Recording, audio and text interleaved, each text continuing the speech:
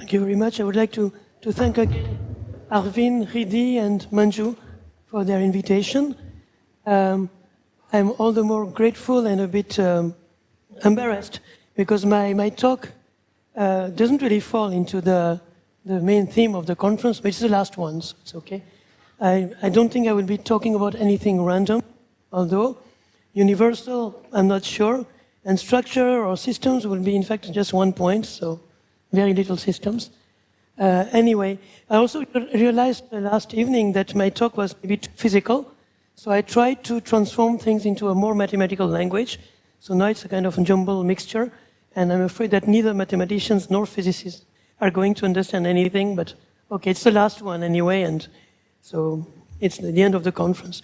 I'm going to talk about something I've been working with Paul Krapewski and Jean-Marc Luc for 3-4 years. I'm coming from interacting particle systems on the exclusion process. So this is different. This is more quantum, and we find it quite exciting. So I hope that I will be able to share something about this excitement with you. I imagine that there are many people, especially from the math sides, who, even if they did study some quantum mechanics a few years ago or more, they rapidly forgot about it. So don't be afraid. I will try to remind you the basics that I need, and I don't need much. Anyway, so I'll start with an introduction and then try to ask some questions about these quantum walks, which are similar to the questions that were asked for normal classical walks, but in this new context. So let's start, and even before reviewing quantum walks, I would like to tell you some basic facts that I need from quantum mechanics, which, this is the only thing we need. So what is a quantum dynamical system? Well, a quantum dynamical system, forget about atoms, molecules, and anything else, is just, I give you a complex Hilbert space, which can be finite dimensional or infinite dimensional. Let's see L2 of Z, for example. And then what I say is that a unit vector, so a vector which belongs to the unit ball of this Hilbert space, is what I call the state of the system. It's something abstract. It has been abstracted from Schrödinger's wave function, but you don't really need to know that. Just a point on a vector on the unit ball is a state. Okay? And what I also need is a Hermitian operator on my Hilbert space, which is denoted by H, usually Hamiltonian, sometimes with a small hat on it. I don't put a hat. So I have a complex Hilbert space. I have vectors in the unit ball, and I have a Hermitian operator on this Hilbert space. And the dynamics is the following. It's in fact a one parameter group. I just take the exponential of I, square root of -1, is Hamiltonian times time. So this defines me a unitary operator, because the exponential of Hermitian operator I is a unitary operator. And what I say, so this is a unitary operator, so U dagger U is 1. And what I say is that I evolve my initial vector on my unit ball by applying ut on it. So the state at time t is ut applied on the initial state vector. Is it clear for everybody? This is the only thing I need from quantum mechanics. I have a unit ball, I have a unitary operator, one parameter which depends on time, and I'm evolving this thing on my unit circle. This contains most of what quantum mechanics is. This is Schrödinger equation, in fact, and this is, as I told you, psi is the wave function, and the fact that we have a Hilbert space is the linearity and the superposition principle, and so on and so on. Okay, now for the moment being, there are no probabilities, but we need to build up probabilities. This is Bond's rule. So suppose I take a Hilbert basis of my Hilbert space, E1, E2, En. I can decompose my state vector at time t on this Hilbert basis with some coefficients, which are called psi n of t. So these components of this state vector at time t, these components on En are the amplitudes on the state En of the state vector psi t. That's just language. And following Max Born, we interpret psi nt square as the probability of being in state En at time t. And we are in the unit ball, so the sum of Pn is 1, because it's L2 Hilbert space, And we construct probabilities like that, okay? So this is just physical language. This Pn psi n square is the probability of the system to be measured or to be found in the state, in the basic state En at time t. Okay, so you can even forget about all that. Finally, if we just put everything in brief, a quantum dynamical system is nothing but an elaborate way to assign an evolution to a probability distribution. I mean, we are used to Markov operators, okay? So a Markov operator, Markov equation makes you evolve a PDF. Well, this is another way of having a probability distribution and making it evolve with time. But of course, it's different from the Markov case. First of all, the dynamics is not applied directly on the probability vector, but rather on a kind of square root of it, which are the probability amplitudes. And first you compute these probability amplitudes, and then you deduce the probability vector or the probability distribution, and you can ask some probabilistic questions about it. So is it more or less clear? So this is quantum mechanics. Okay. So let's talk now about quantum walks. So quantum walks maybe were even initially proposed in the celebrated talk of a paper of Feynman about quantum computation in the mid-80s. So it's somehow the analogous of classical random walks. I will give you more details slightly later. The first real paper on the subject is 25 years old by Aronoff et al. And they can be viewed as really toy models of quantum evolution. So again, you can forget about complicated solving the Schrödinger equation in a 1 over r square potential using complicated functions. You can really learn quantum mechanics using these quantum walks as a tool. And maybe one day it will be the way we'll teach it. We can forget about chemistry, for those who don't like it. It doesn't mean I don't like it, well, okay. And another thing is quantum walks, as their classical counterparts, they are playing an increasingly important role to formulate quantum algorithms. So for people working in quantum information theory, they are the basic tool. Search problems and everything. We know that classical walks are very useful to talk about computer algorithms, while quantum walks are very useful to talk about quantum algorithms. They are universal models of quantum computations, as was understood by Mr. Childs 10 years ago. And in fact, even before Childs and Goldstone, this is the famous Goldstone boson guy who now works in this field, they started, simulating spatial search algorithms by quantum walks. So it's really a good framework to study the interplay between statistical and quantum effects. Question? It's not so trivial, but yet you can show that in certain cases there are some limits where you go back to the classical walk. It's something which has been proved only recently. As you will see, it's not so, this is my next transparency, it's not so easy to build a quantum walk. So there are, of course, again, try to think classically if it helps. As in the classical case, there are discrete time walks and continuous time walks. I'll be talking mostly about continuous time quantum walks, but I want to start with 3 slides on discrete time quantum walks, like discrete time classical walks. And this is to show you that it's not so trivial to build.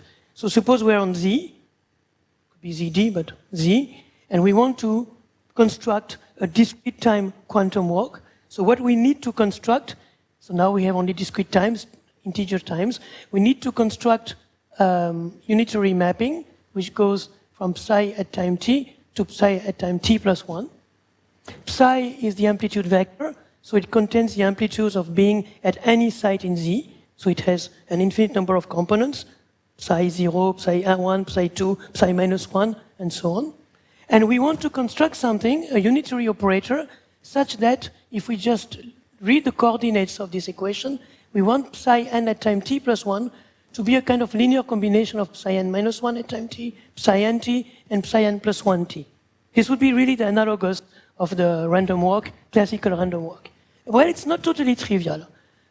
Suppose that we want to take the operator u, so to have this kind of combination, we would have to take something which has a diagonal part, a thing which is the upper diagonal line, so S is the shift, and S dagger is the shift on the other direction, with 3 coefficients. This would be the natural thing. For example, in the case of the classical walk, it would be the Laplacian. -2 plus 1 plus 1. Is it okay? You don't look happy. You prefer Brazilian letters? Okay. So it's A, B, and G. Okay? Well, you know, in the case of classical works, it's just a discrete Laplacian.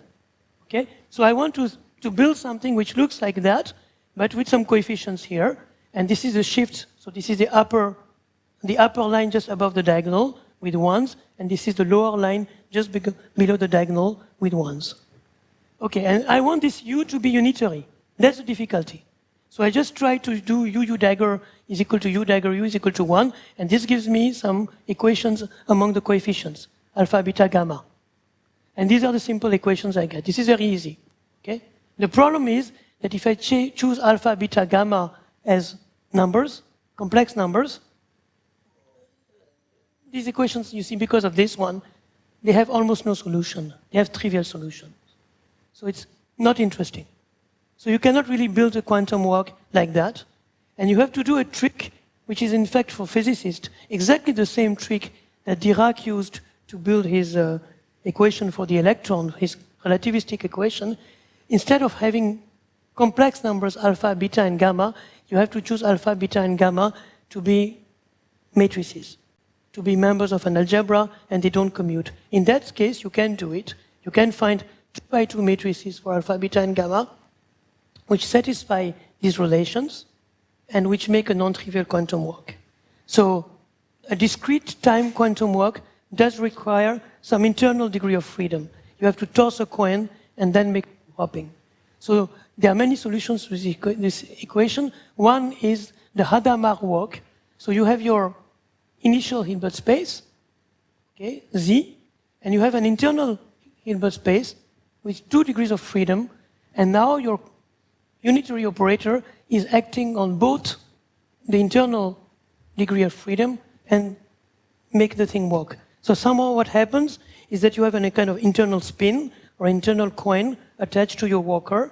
You toss a coin and your spin flips, and then according to your spin flip, you jump to the right or you jump to the left. Okay. Again, I don't want to go too much into the details because I won't be talking too much about that. This was just to show you that it's non-trivial. But if you do the calculations, here what you see. If you start with the symmetric initial conditions, you put your quantum walker at time 0 with same amplitude at +1 at -1, and you make something like 100 time steps. This is the probability distribution constructed from the quantum rules, psi squares. So this is where your quantum walker is. So you see, it's not at all a Gaussian. This is even more like an arcsine. So the quantum walker is in fact ballistic, and he rushes either to the right or to the left up to some distance and tries to go as far as he can. Okay? And it has a kind of limiting speed. In fact, some probabilists, and not minor ones, on the contrary, have been interested in these quantum walks. And Grimet, for example, has shown a convergence theorem. So xt, which is the position of this quantum walker, divided by t, converges to a random variable, which is not a Gaussian, but rather a variable which is distributed to this law. Okay, with some, it's not arcsine, but it looks a bit like an arcsine. Arcsine will come soon. Okay, this is the only thing I wanted to say about discrete time quantum walks, which are a bit complicated. Continuous time quantum walks are much easier to state and to solve. They are just solutions of the Schrödinger equation in continuous time.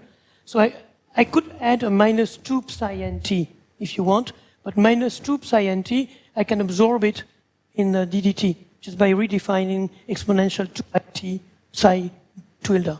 So I've absorbed the -2 psi nt in this redefinition. So this is really a discrete Laplacian, but the major difference is the I here. If I didn't have the I here, it would be my normal random walk up to exponential -2t, but it would be a simple random walker. Okay, so you can solve this equation just by Bessel functions. So you can compute the amplitude of being at time t at any site n. And if you plot this amplitude, there are many, many, many oscillations, but there is a kind of envelope or average to this curve, which really looks like an arc sine. And just by playing, this is very easy with Bessel, opening any book about Bessel functions, you can just compute, for example, the... no, because I may use unitarity and things like that. So I have to be careful. Biased is not really unitary, you see. So, no. Okay, so you can compute averages and so on of your random variable, of the position n. So you see that it's really growing like t, n square like t square, n4 like t4. So there is really a ballistic behavior. Quantum random walk is not diffusive, it's ballistic. The quantum, the Schrödinger equation is a hyperbolic equation. It's not like the heat equation, which is parabolic, so it's different. And there's a maximal spreading velocity, v equal to 2, which in fact separates an allowed region. So after time 50, I go up to plus or minus 100. It's symmetric, but I cannot really go further. It's exponentially rare to be out of this interval. And in the allowed region, if you go to the large n and large t limit by keeping n over t constant, you really go to an arc sine type of behavior. And you can compute the height of the tips and how the PDF behaves in this area and so on and so on, this region and so on. Okay, so this is just to summarize. The black curve would be our good old Gaussian. Okay, so classical walk iterated during the same amount of time. And the quantum walk, on the contrary, somewhat the exact opposite behavior. It goes on the boundaries and has less probability to be in the middle. And okay, that's life. Quantum walks, it's also very much oscillating. Whereas in the classical case, you have no oscillations, of course. By the way, for the physicist, you can really understand why it's ballistic and why there is a limiting speed just by playing with Heisenberg principle. It's just a simple consequence of Heisenberg uncertainty principle. But we don't need it. I mean, we can do all the calculations and get the result. So now we can ask questions that are usual questions we ask for classical walks. For example, survival of a quantum walk. Suppose that I have a quantum walker which starts from A and I have a trap at 0.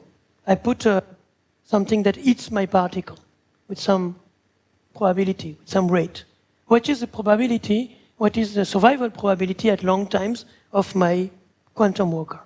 Of course, if we do so I will always try to follow the same pattern. I will first remind you the classical cases, which is well known. If I have a classical walker with a trap at the origin, the survival probability goes to 0 because in one dimension the random walk is recurrent, so it visits an infinite number of times the 0 site, and in fact the survival probability decreases in the classical case like 1 over square root of t. You can even compute everything, the prefactor and so on and so on. Okay? What happens for a quantum walk? So a quantum walk being ballistic, we can imagine that it has some probability of just running away from the trap and surviving. Well, it's indeed the case. If we do the calculation by modeling the trap, so this is non-unitary, but it can be done in a clean way by absorbing term, we can express the survival probability at any time t as somehow the defect, this should be normalized to 1, but because of the trap, it's not normalized to 1 anymore, so we are losing some weight in our probability distribution, and how much weight we are losing is precisely the survival probability, and we can, in fact, relate that to the occupation time at the origin of our quantum walker.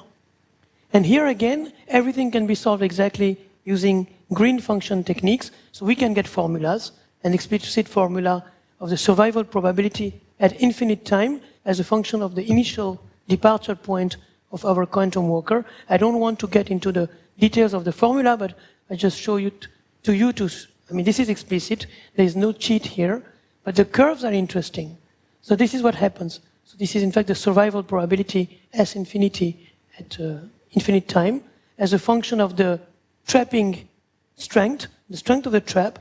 If I start from the site number 0, then of course I increase the trapping strength and my survival probability decreases and it goes to 0 when the trapping strength is very, very large, like 1 over gamma square. This is natural. This is logical. You're trapped and you start from there and the more trapping you have, the less chances you have to survive, okay? But something bizarre happens if you start from a different site. Suppose I start from site 1. Yeah? So this is the strength of my trap. This is the rate at which my trap eats my particle. Yes, but I don't want to enter into that, but yeah, if you want.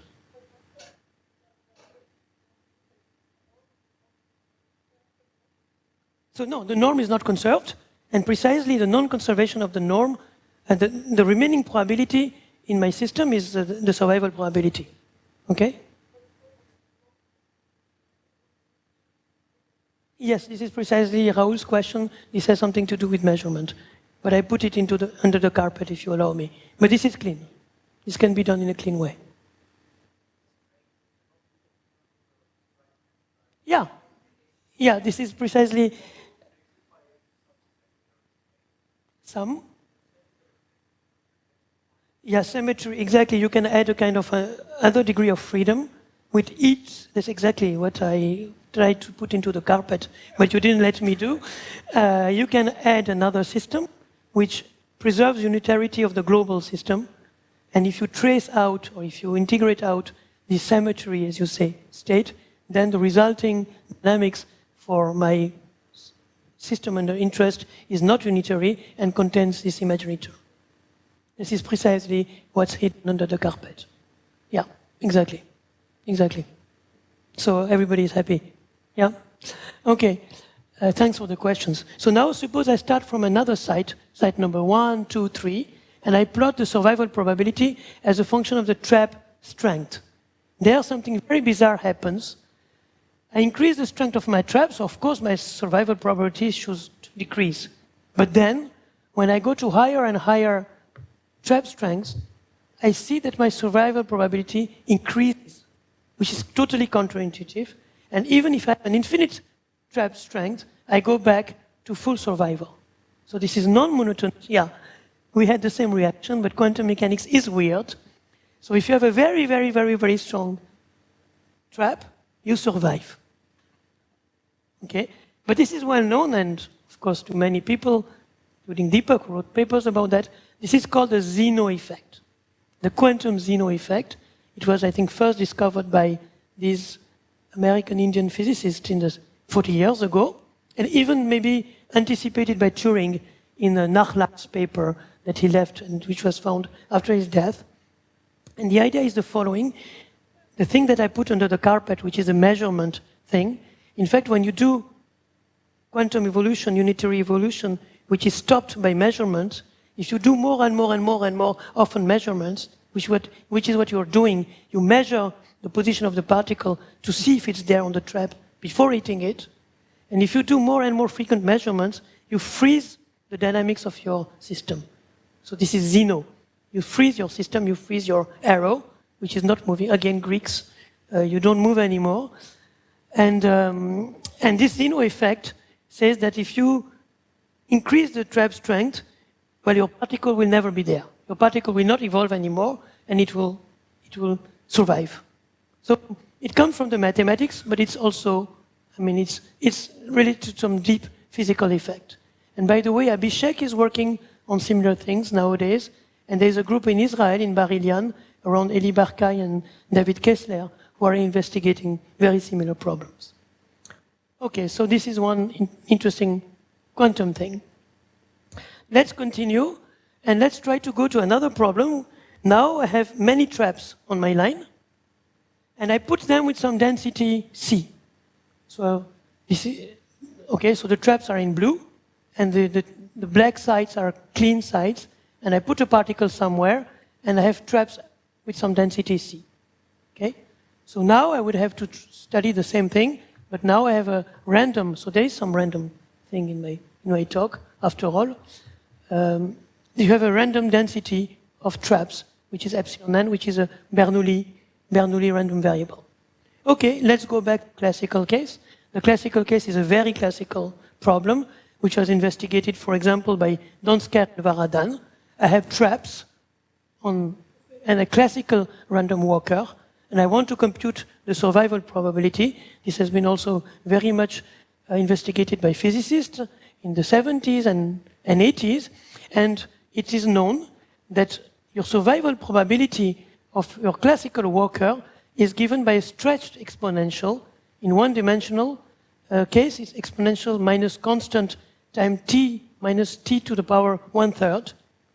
And so this is a very nice calculation, and the rationale behind it is that it's better than exponential. It's going down less fast because your random classical walker has some probability of being trapped in an interval which is very large, and then he will survive very long. The rate of survival of a classical walker in a system of size n is of the order exponential minus t over n squared. This is just diffusion in absorbing boundaries. And what is the probability of having a trap of size n? It is c to the power n, where c is the density of traps. So somehow you have to balance the fact that you can survive very long in a very large trap, but very large traps are, sorry, it's 1 minus c, are very rare. And if you do a saddle point calculation, you end up with this exponential minus t 1/3. So let's do the same calculation. Yeah. So this is a classical problem. Yeah. Yeah. But you're right. I mean, you can relate this kind of thing by using a Lifshitz argument, and this Lifshitz argument is related to the spectrum singularity at the edges of the band. So it's related to localization, if you want. I mean, all these things are the same things in different languages. Okay, so let's ask the same question in the quantum case. You have a quantum walker with a density C of traps. What is its probability of survival? I won't go into the details, but what happens if you do the spectral analysis and similar saddle point calculations, the survival probability of a quantum walker is better than a classical walker, because somehow it escapes better, and it's now exponential minus t to the power 1/4. Okay? It was 1/3 in the classical case, it's 1/4 in the quantum case. More generally, in the classical case, Donsker-Varadan argument, in the classical case it's d over d plus 2 in d dimensions, okay? And it's d over d plus 3 in the quantum case in d dimensions. Okay, so, you see, that's a question we can ask for quantum walkers. It's a bona fide question, and the answer is a bit different as compared to the classical case. Let's go to another problem. We can be interested in echo probabilities. So what do I mean by echo probabilities? Well, let's start. So sorry for the mathematicians. This transparency will be very jargonic. Sorry, but then again I realized that probably it's too jargonic. So the next transparency will translate that in mathematical terms. So both languages will be used. So for physicists, we start with n spinless fermions on the line, non-interacting, and there is no potential, they are free. So they are just following the so-called tight binding Hamiltonian, and they walk. And I put them in sites 1 to n, and I let them walk freely, okay? And I want to compute what is the probability that after a given time t, my configuration of my n fermions, which are spread out, is exactly the same as the initial one. I want to compute the return probability of my fermions. So I have particles which are quantum, they are hopping, okay? Because of their quantumness and their fermions, they are not allowed to be at the same site. This is a famous, celebrated Pauli exclusion principle. So I'm not allowed to be at the same site. So these guys are just hopping. they are doing their own life. Once they are not at the same site, they are completely independent from each other. I want to compute the probability that they come back together on the same sites after a given time t. Okay? So, technically, what we have is a Hamiltonian, which is a free Hamiltonian, with anti-commutating creation and destruction operators. And what we want to compute is the overlap of the wave function, the n-body wave function at time t, with the initial wave function squared. Okay, so this is probably, and this is also called the Loschmidt echo. So now if I want to translate all that in mathematical terms, forget about fermions and Pauli and everything, what I just want to say, what it means is I want to solve the n-variable imaginary time heat Schrödinger equation. So this is exactly the equation that, for example, Lionel have been writing, but without the I. I have to put an I. So this is a discrete Laplacian in n variables. Okay?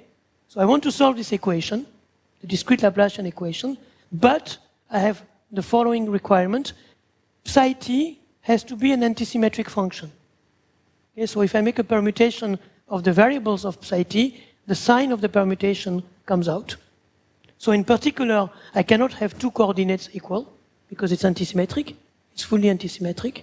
And I have an initial condition that I put all my particles inside 1 to n. Something I didn't write, I put into the carpet. If I have one initial condition, of course, on every permutation here, I will have the -1s. For example, 2, 1, 3, n will have a -1. So that's the equation I want to solve. And what I want to compute, what I want to estimate, is what is the probability that the solution at time t, evaluated at 1 to n squared, what is this value? This is the probability of coming back at 1 to n at time t. This is a problem I want to solve. Okay? So this is a nice problem, and you can solve it with some determinants. And what you end up with, and this is a nice mathematical part, so I want to compute the square of this amplitude, but let's compute the amplitude first. Once you do all the calculations and play around, use some identity for determinants called the Andreev identity, you end up with this formula for the amplitude. In the end, I will have to take the square of it. You end up with this n-fold integral with some von der Mondt square determinant of the exponential of these qn's, which are integration variables between 0 and 2 pi, and with some plane wave cos qn vector plane waves in prefactors. So this is an exact formula. Okay. Using this Andreev identity, in fact, we went the other way around, you can perfectly reinterpret this amplitude as a Toeplitz determinant of Bessel functions. So it's a clean object. But what we want to extract from this Toeplitz determinant is a large time limit for a given size of the determinant. So we have to extract that. And the reason we use the integral representation is that it's easier to use the integral representation to extract the asymptotics rather than using the determinant. So if we do that, we use some kind of saddle point method, we end up with building blocks like that.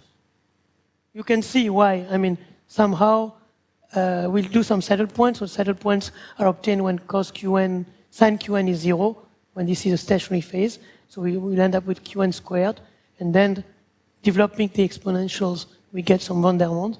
So we end up with integrals like that. And these integrals are nothing but Selberg-Meta type of integrals that can be computed exactly in terms of some product of factorials, Barnes superfactorial functions. These are, you know, factorials of factorials. Okay, so we do that. Can be done, it's not so difficult. And then you can compute the asymptotic of the return probability. And this asymptotic has some bizarre behavior according to whether the initial number of particles is even or odd. You see it's not exactly the same exponent, for example. It decays like a power law, 1 over t to the power n squared over 2, but it can be n squared plus 1 if you're odd. And there are some non-vanishing even odd differences. And this is due to the lattice. If you go to the continuous line, they disappear.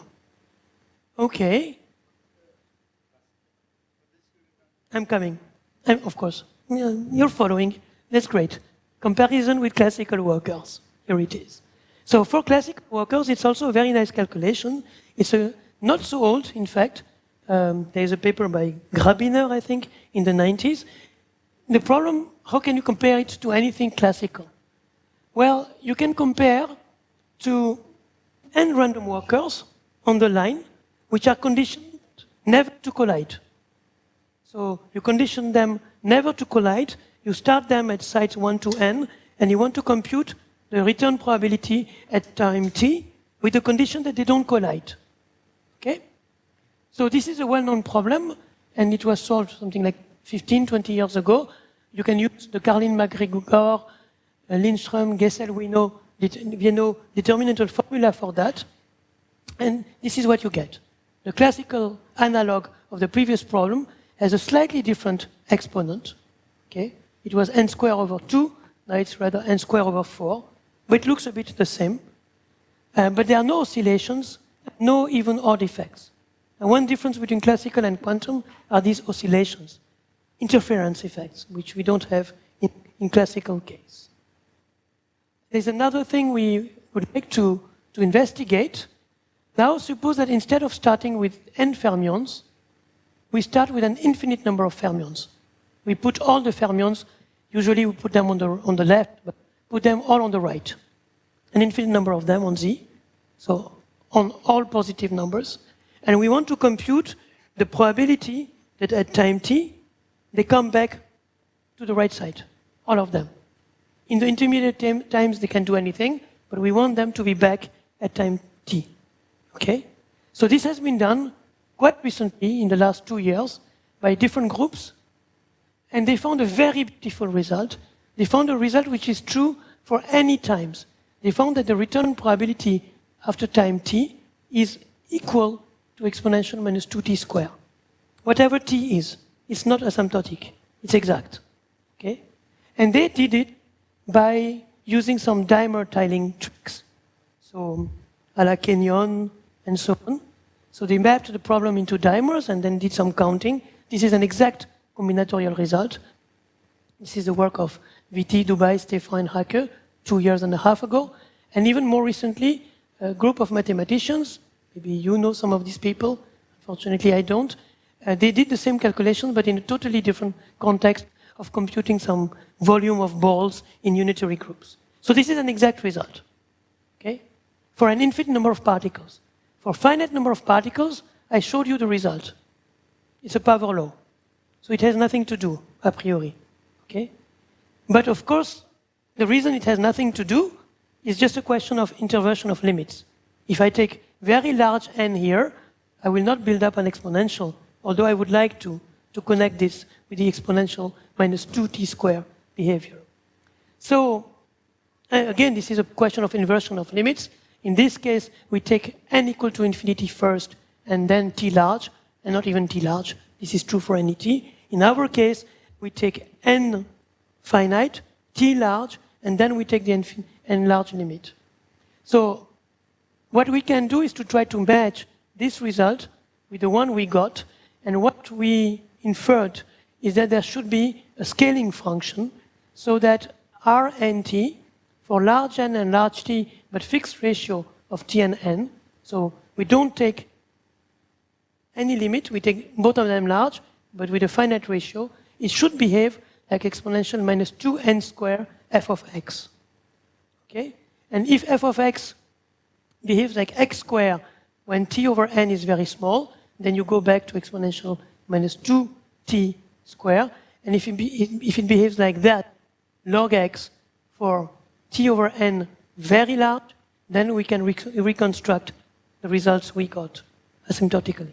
The question is, okay, this is a kind of, wishful thinking, but can we prove it as physicists? Or at least can we compute the function, even if we cannot prove it? We want to compute this crossover function. So this now relates to a very, very beautiful problem. What we want to compute is the asymptotic of a very large Toeplitz determinant at large times. This is the Toeplitz determinant of Bessel functions at large times, and with the size of the determinant scaling linearly with time. The determinant is n by n, time is t, and we want that the ratio t over n is constant.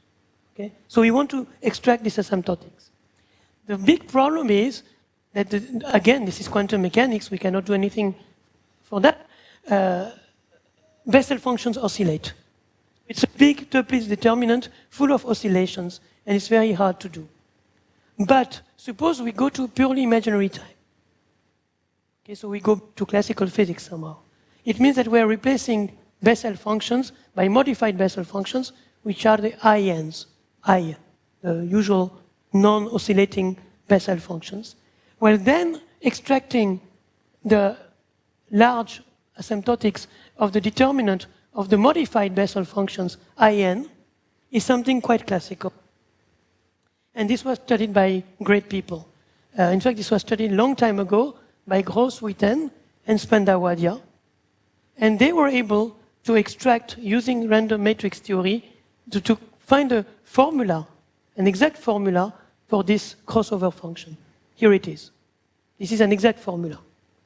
But in the case of imaginary time, okay, non-oscillating Toeplitz determinant.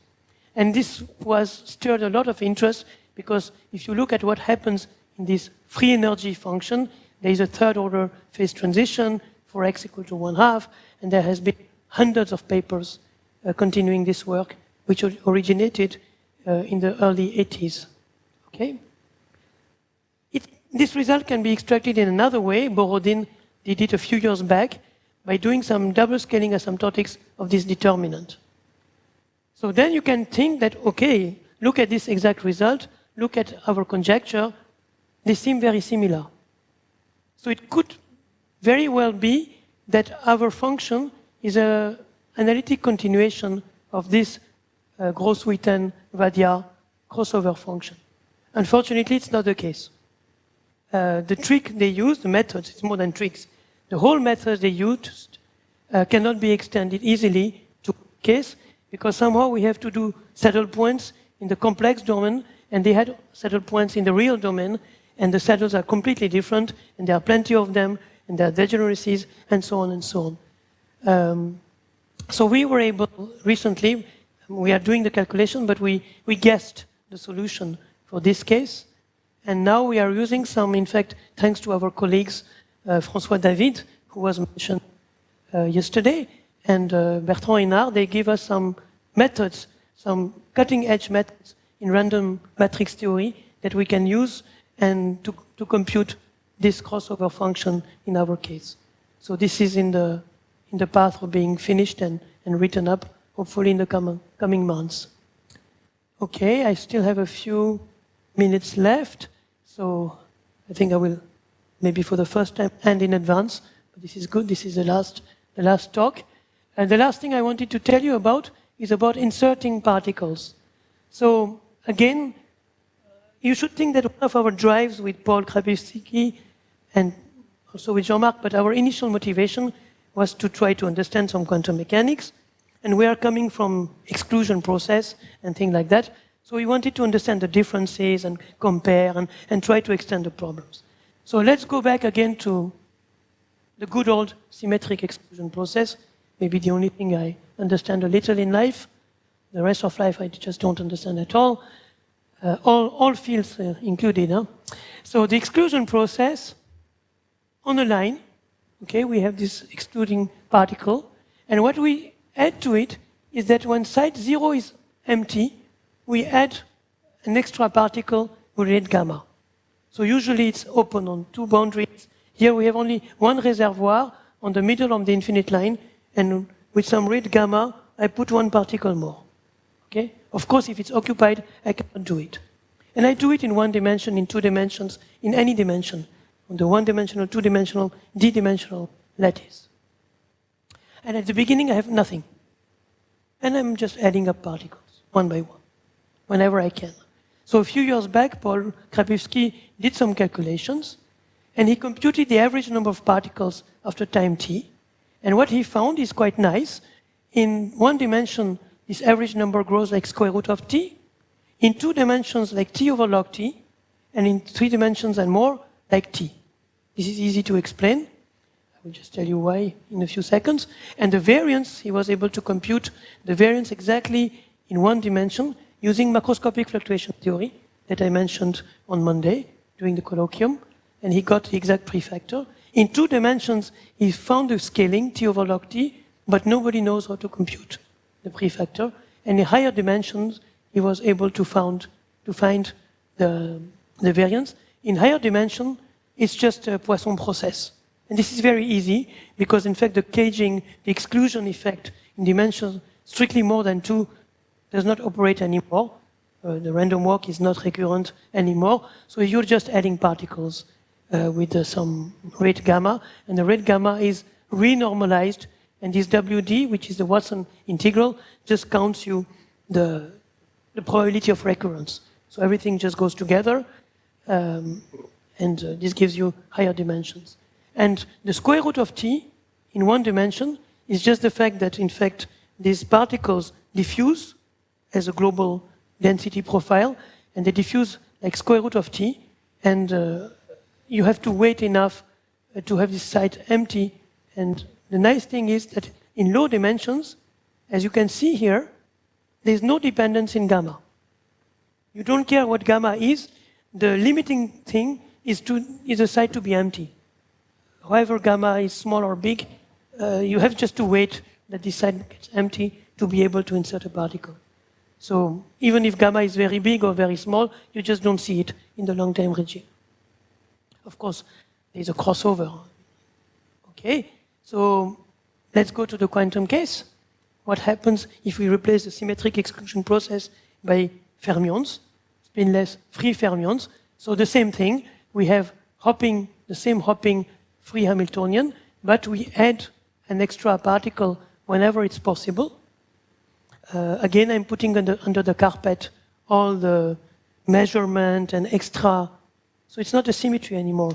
It's an incubator. You're adding particles, so it's not a symmetry. I don't know which word you would use. It's an anti-symmetry. Something which makes particle to be born and to go into life. Okay? Well, in this case, the average particle number in the system does grow linearly with time, whatever the dimension is. There is no caging effect as for the exclusion process. Again, because particles are mostly ballistic, so there is no, square root of T effect. And what we want to determine is to compute this growth factor as a function of the injection rate and the dimension. So this we have been able to do just very recently. It's again not published. We like formulas. We got some exact formulas in 1 and 2 dimensions. I will not comment too much upon them, but in 2 dimensions it's quite nice. They involve some elliptic integrals. And in fact, these elliptic integrals, we even need some identities between these elliptic integrals that we were not able to find neither in the classical books like Abramovitz or on the web or any book. So I don't know if they are new, but we need them. So, okay, it's nice. So here we computed just the first moment, but computing higher moments or the full statistics of n or the large deviation function of n, all these would be interesting problems, and they are a priori not totally trivial. For the physicist, there could be some hope that things like that could be probed experimentally. Okay, so I'm getting close to the end. If we now plot these analytical results, they compare very well with numerical simulations. I didn't show numerical simulations here, but they fall on the curves. And here again, you have something very bizarre happening, but now you're used to it. Again, a Zeno effect. If I try to insert particle with bigger and bigger insertion rates, instead of growing this speed of, this factor of number of particles in the system, this growth coefficient, so this growth coefficient decreases with gamma. So again, because I'm trying to measure if the site is empty before putting a particle, and if I measure too often, I keep the site empty instead of filling it. So again, this growth rate decreases with gamma, and this is a manifestation, the opposite manifestation than before, but this is again a manifestation of the Zeno effect. Okay, so we are reaching the conclusion. So I hope I convinced you that quantum walks are quantum analogs of classical walks, and they allow you to play and work and get some intuition in quantum mechanics without having to go into solving PDEs or playing with spins and all this Wigner-Eckart theorem, transition rates. Of course, quantum mechanics is great because it's the best theory we have to describe nature, but for mathematicians who may not like nature so much, it's a good toy model to learn or play with quantum mechanics without doing physics, although I encourage you to do physics. But it's an intuition which is different from that obtained from microscopic physics. Also, they have some good relation with quantum information theory, so they can really be studied on the paper or on silica for their own sake. Many probabilistic or statistical mechanics problems can be restated for quantum walkers. Recurrence time, survival probabilities, asymptotic distribution, and so on and so on. So if we go back to classical stochastic interacting particles, like the AZAP or the ZRP or your favorite KMP model, they have of course been extensively studied to understand non-equilibrium physics with hydrodynamic limits, large deviations, dynamical phase transitions. So you may try to quantize all these problems and to try to understand if there is a quantum counterpart, some patterns also emerging for this quantum object. Quantum SANDPILES, I don't know, why not? I mean, why not? Deepak, I'm sure you thought about that. You can think about, and another thing I want to emphasize is this word exclusion. The asymmetric exclusion process, it of course reminds of Pauli exclusion principle, and many people just say, oh, it's like Pauli, it's just like free fermions, but it's not. It's quite different. It's not quite true. But it's always instructive to compare the symmetric exclusion process with free fermions. And the nice thing is that some of the mathematical structures, like determinantal structures involved in AZAP or TZAP, seem also to appear automatically in free fermions because of this Karlin-MacGregor formula, where you have automatically determinants. And by the way, Tomohiro Sasamoto and two of his PhD students put last week a very nice paper, I think, again, a very important paper on the web, where I told you 4 days ago that one of the nice problems in the exclusion process is to start with all the particles on the left and to compute the current, the total number of particles that jumped from the left to the right in a given time, and you can compute the full distribution, Tracy-Widom distribution come into the play, and you can compute the large deviation function and so on and so on. So Tomohiro and his student, they put free fermions on the left and computed the number, the exact large deviation function of the number of fermions that are on the right at a given time t. They extracted the large, they got a determinantal formula, they massaged it, and they were able to extract the large deviation function for that. So there are many things which go together in this game. And well, I just flashed to some references. So okay, just to say that we have been working a bit alone on this team in the last 3-4 years, but I hope more people will get interested. And the last two things that I told you about, this, let's say, analytic extension of the Gross-Witten-Vadia free energy. We are doing it with Sylvain Prolac, who's also a very big specialist of exclusion processes. And this localized source, we are working with a young guy, Dries Sels, who's a specialist on 1D cold atoms. So he's working with, if you know the name, Eugene Demler in Harvard. So he's doing experiments and theory. So there are different people involved. Okay, thank you very much.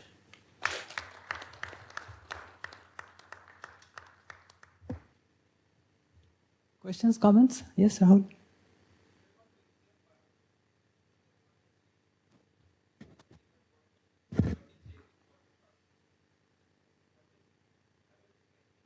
not do a measurement first and then see if the site is empty and then insert. Right? What I would do is I would connect it to a bath of particles, have a certain hopping probability, and then those particles would jump. Right? So how is this thing, I mean, does this thing follow from your protocol, follow from? Yes. So, as you perfectly know, I'm not a specialist in quantum mechanics. I'm learning these things. But in fact, what I understood from books, even recent ones, for example, there's a nice book and with a very beautiful chapter about these kind of things by Arroche and Raymond, exploring the quantum. If you insert a bath, and they use a very nice work for that, the bath is the environment. But the environment is watching. The environment is doing the measurement, in fact.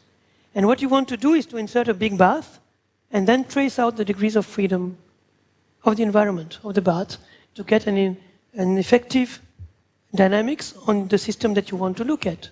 And when you do that, and you trace out, in fact, you're tracing out the density matrix of your environment, technically, you insert automatically some kind of measurement. So even if you are not, as Raoul, doing some measurement on your system, passively your environment which are trying to put or to extract a particle is doing some measurement. And the measurement is the non-Hermitianity of your evolution operator. So in the end, measurement is there anyway.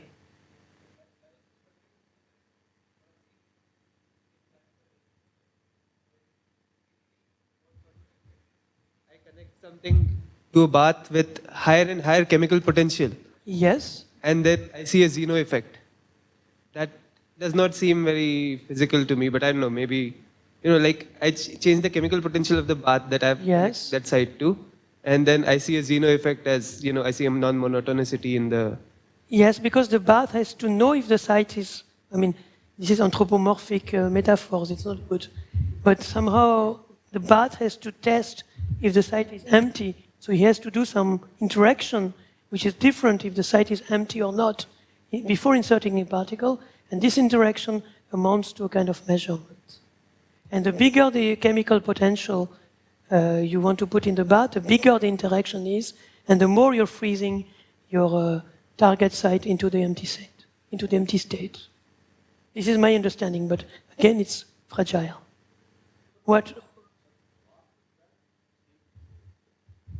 Well, it is more or less the same thing, if you want. But if you have a bath, then probably it will more particles will come in or something. I don't know. Yeah, but I think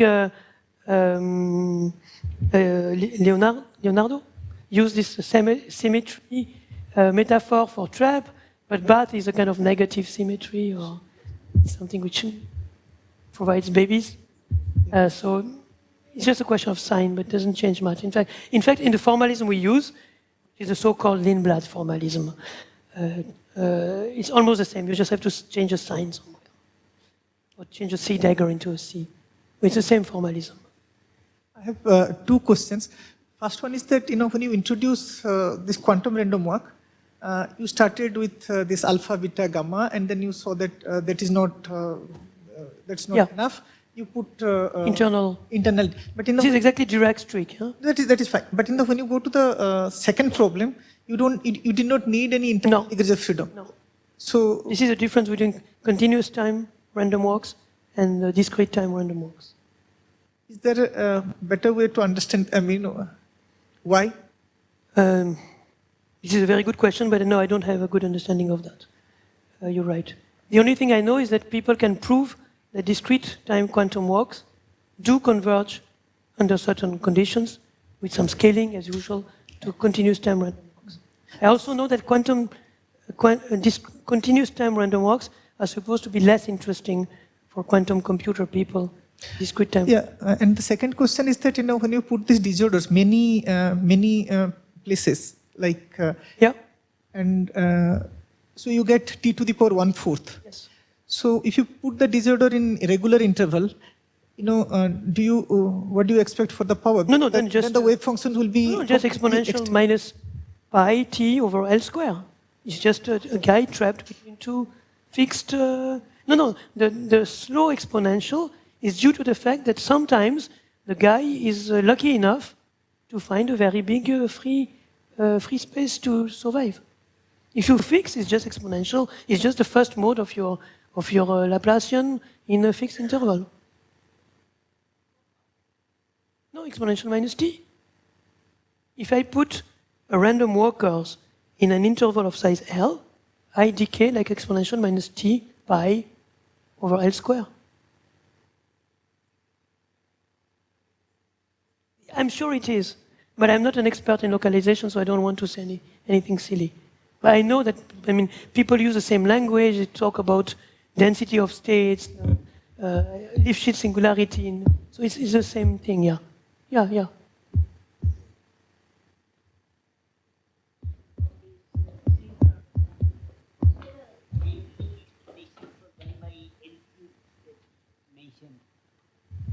In my spectrum? Yeah. Of course, this is a crucial point. 1 over n squared is trivial. Trivial is Laplacian. And this 1 over n cubed, I don't have any. It's not that I didn't think about the question, maybe not enough. Yeah, we got it from the calculation. I hope that next time hopefully before long, I will cook up some hand-waving explanation. I hope. So, for this quantum walker, you showed this contrast between arcsine and Gaussian. Is there a similar story with these exclusion processes where you have multiple particles? In the classical case, do you have some kind of limiting profile? And how does it compare with the quantum case? Yeah. So it's, of course, a very, very good question.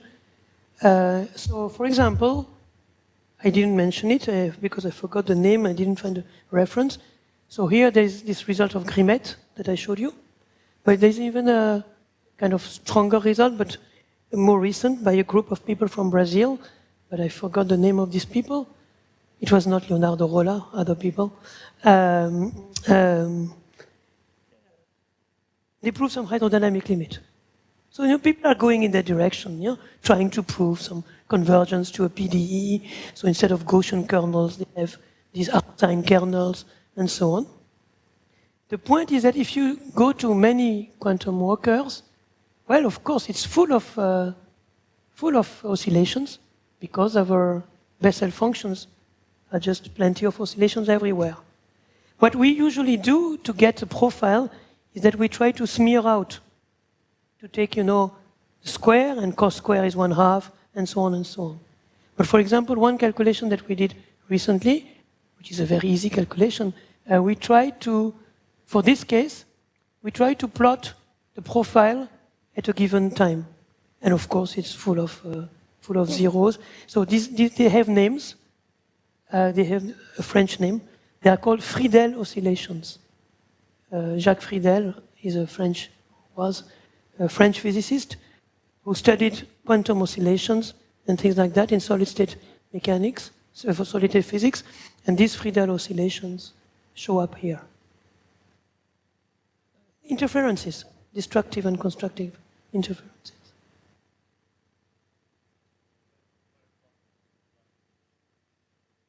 Yes, I think it exists already. Yeah. I think people in quantum optics investigated that. You may find some little things about it in Van Kampen's book, the classical book on stochastic, but there are more up-to-date books by Gardiner, I think, Gardiner and Zoller, in which they study that. So yeah.